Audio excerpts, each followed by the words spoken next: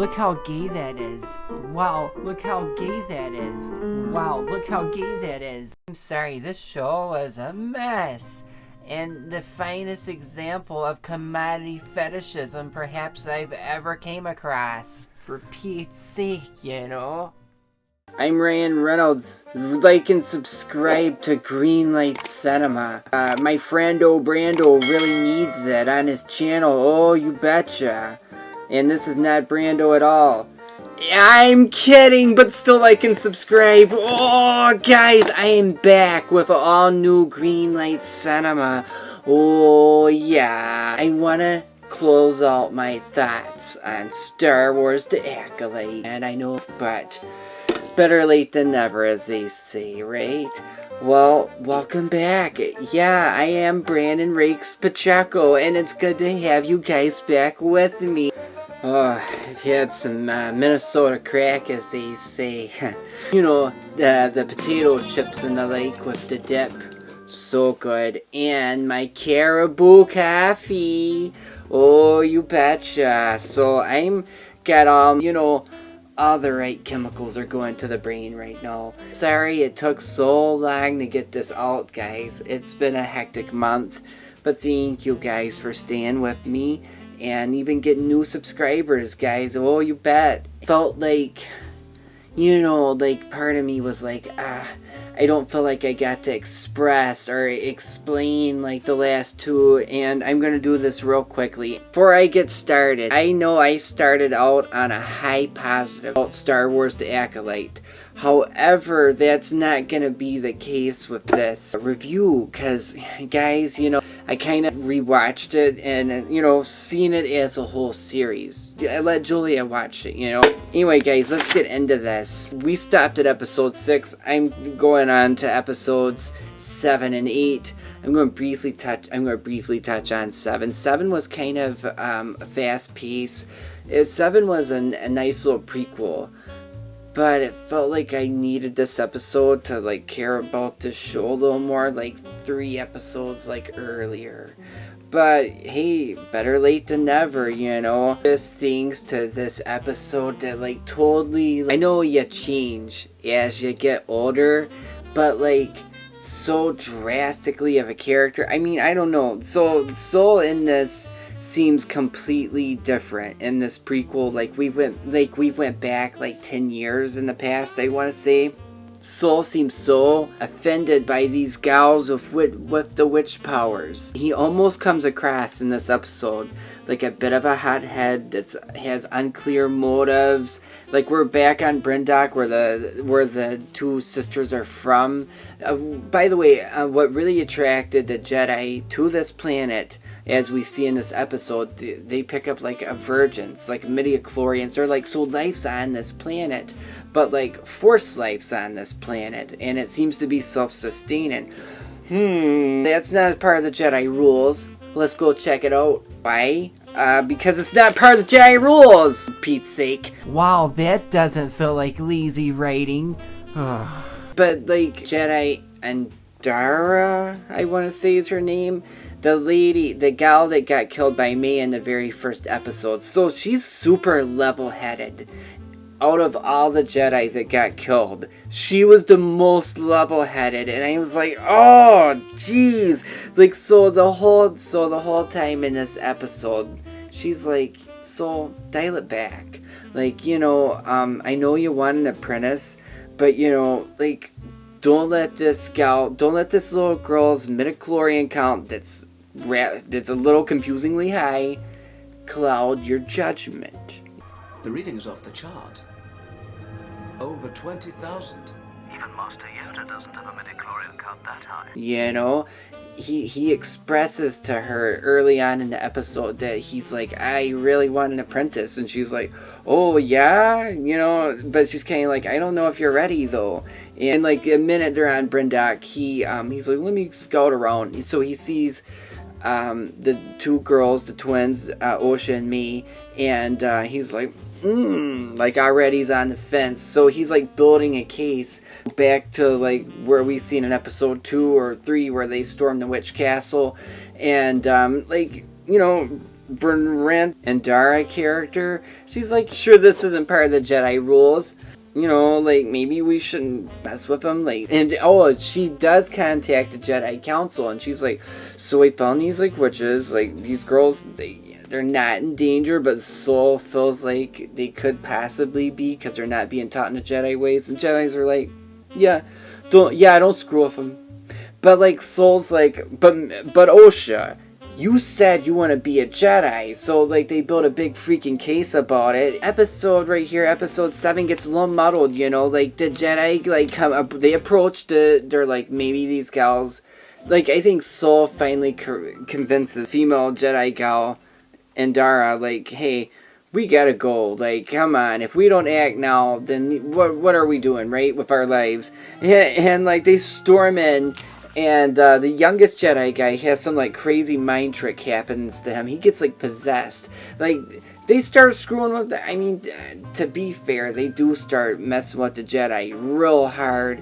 And Soul kind of freaks out and kills the mom because she becomes a different entity. I mean, for Pete's sake, what's the guy supposed to do? She got, like, spooky, okay? Oh yeah, one more thing about this episode. Another train wreck of a scene is the part when Klanaka tries to help the Wookiee, and then he gets his mind taken over by a witch, and so it gets real muddled, and then more characters die than they probably should, because things got confused. But hey, she shouldn't have turned into a spooky witch lady and scared Soul, you know.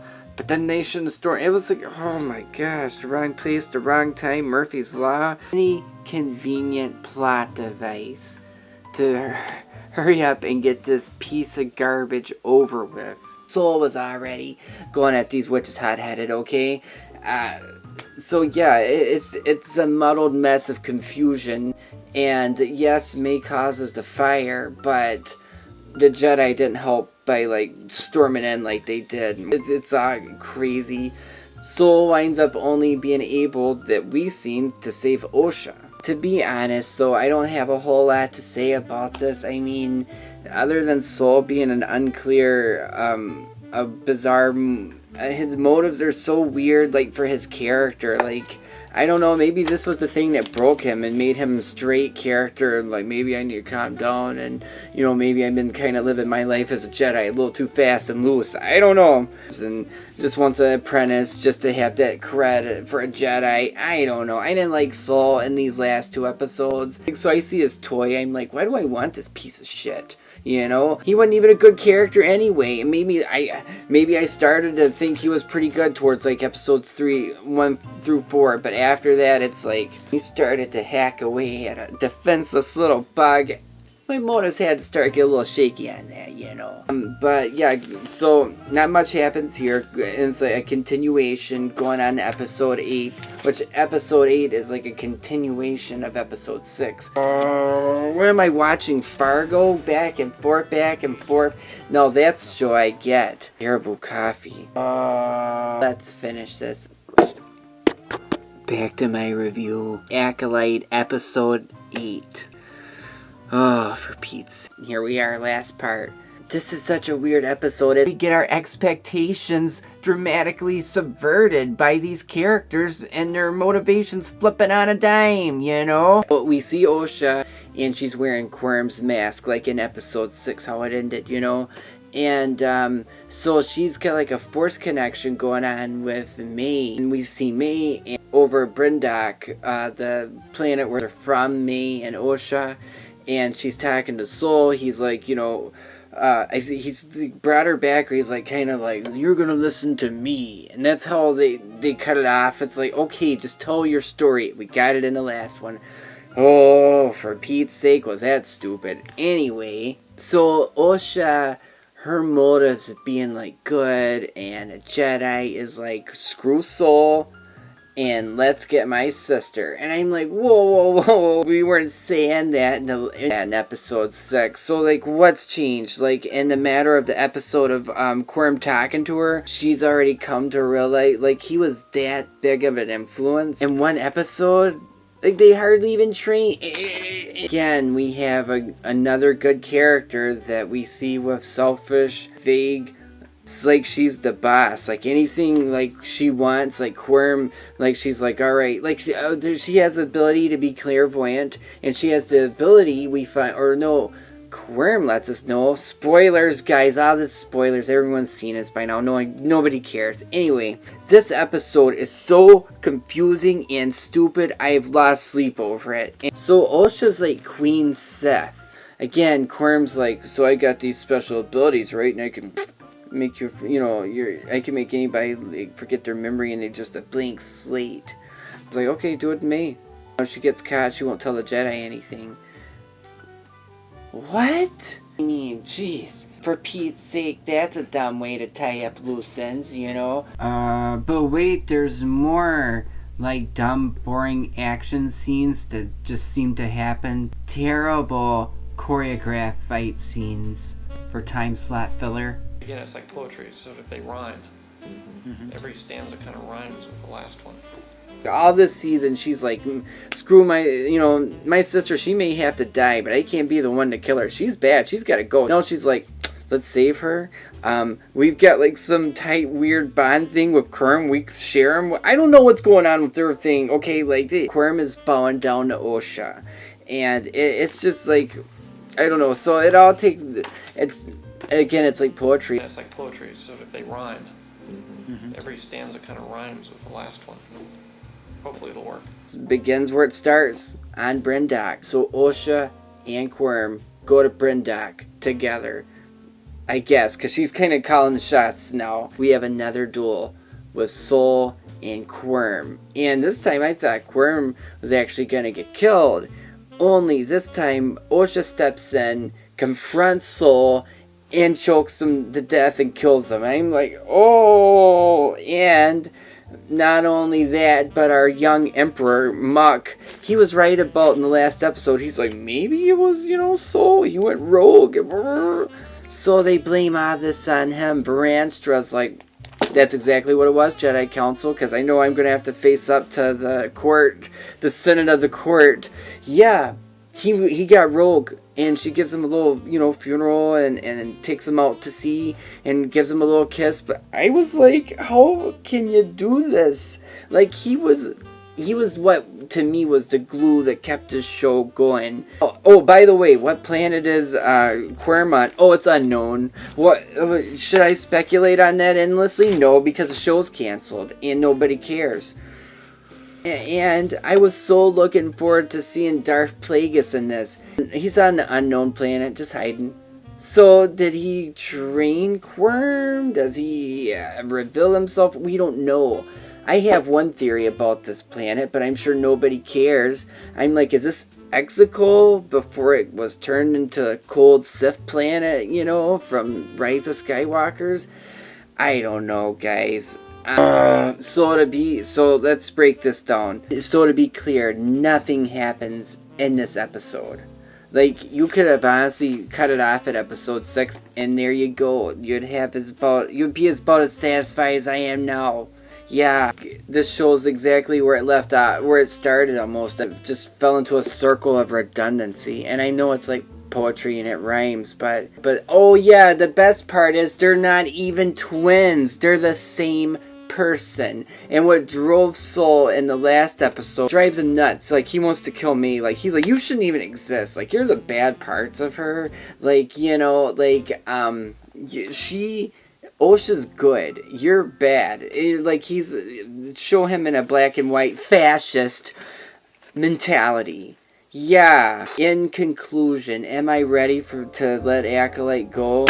Yes. Was the show as great as I thought it was in the beginning?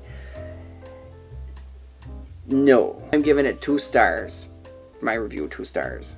Way too many fingers on that hand. But as Osha's good now, and she's getting explained this to her, Baranstra's like, okay, you can come in now. And we have a behind the ear shot of Yoda. And it's not baby Yoda, it's the real old Yoda. So that was kind of neat, but it was only for like 5 seconds and it felt kind of shoehorned. Like, by this time, so many things have happened. I'm not even worried about our old characters anymore. So seeing Yoda shoehorned in at the end of this was just like, huh? But I mean, my closing thoughts, I guess, would be time is a precious commodity. Don't waste it on the Star Wars Acolyte. I mean, here's the thing, guys. Truth of it is, these episodes are canceled because the show is too gay and witchcrafty. So it's canceled. The Agatha show comes out that's about gay witchcraft. So, what? Oh, it's canceled. Whatever. I'm ready to go back to doing reviews. Guys, I'm ready to talk about Fall Guy. Boy, oh boy, was that a great movie. But where was Lee Majors? He's still alive? They could have got him. Anyway, guys, let's talk about it in the next episode. Please like this episode if you hadn't already. And subscribe to my channel, Greenlight Cinema, guys. Thank you. Everybody, comment. Let me know how late I was on this review. And tell me what you thought about the final 2 episodes, right? A lot of crap there. A lot of extra baggage we didn't need, you know. Anyway, Brando out. Yeah, you betcha.